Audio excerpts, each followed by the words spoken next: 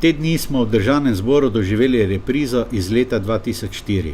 Tudi pred 4 leti smo slišali številne napovedi vojne oziroma boja zoper korupcijo in klientelizem.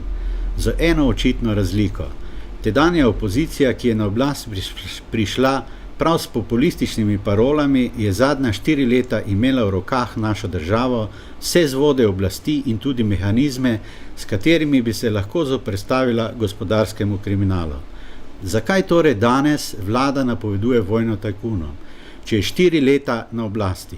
Odgovor je jasen. Gre zgolj za predvolilno propagando. Zakaj? Zato, ker vlada na področju boja proti korupciji in klientelizmu nima kaj pokazati. Ta ista vlada se je recimo cel mandat trudila ukiniti edino neodvisno komisijo na tem področju, to je Komisijo za preprečevanje korupcije.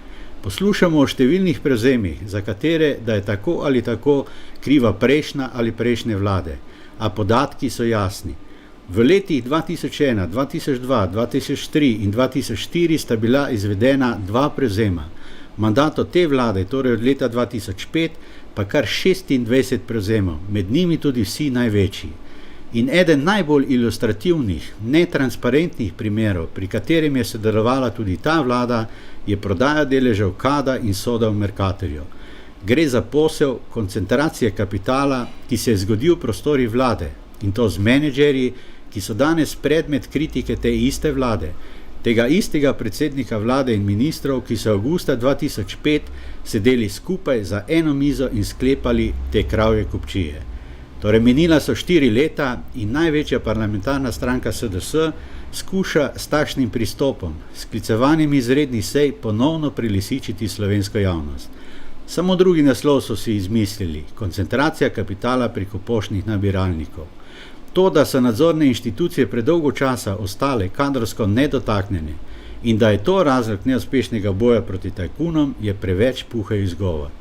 Izjave predsednika vlade in ministrov, da prej niso mogli ničesar storiti, ker niso mogli zamenjati vodilnih ljudi v teh agencijah, je za lase privlečen argument. Če je bilo potrebno, so se kadrovske zamenjave zgodile čez noč, tudi mimo in zato določenih procedur in pogojev.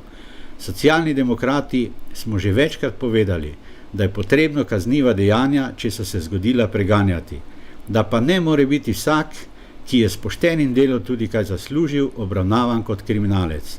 V svoj program smo zapisali, da je za nas ključna krepitev neodvisnih nadzornih inštitucij in funkcioniranje pravne države. Proučili bomo tudi možnost uvedbe finančne policije. Čas je, da politika o korupciji in klientelizmu malo manj govori in malo več naredi.